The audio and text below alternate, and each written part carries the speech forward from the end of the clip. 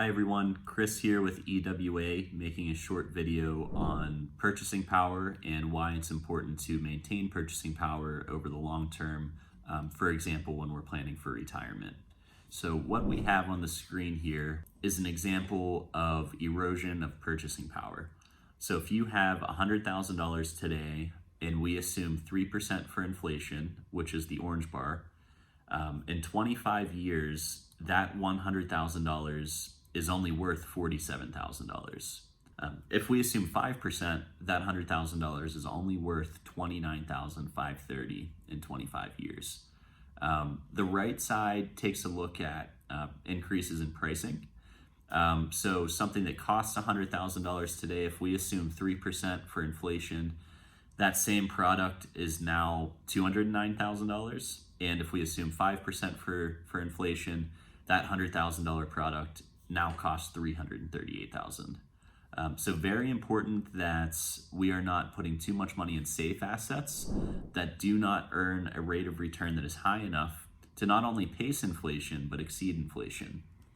So this next chart shows what's your rate of return before inflation, and then what's your rate of return adjusted for inflation. So on the left, we have stocks.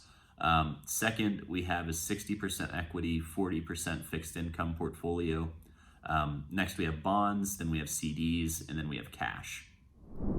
So obviously, the best vehicle to not only maintain purchasing power, but exceed inflation is equities. And that's how we maintain purchasing power. We favor equities because if you just invest in bonds, for example, it's a very safe, steady ride.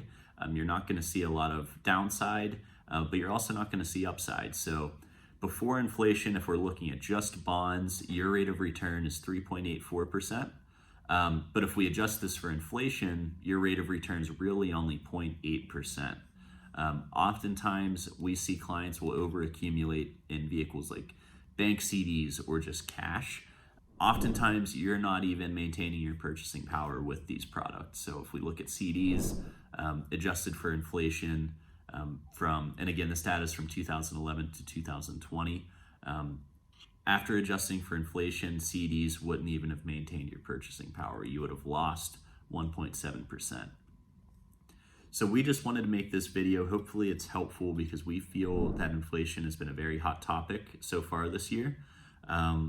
The hedge to this is favoring equities, as historically the equities have always outperformed inflation.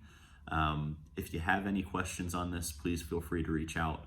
I'm happy to discuss in more detail.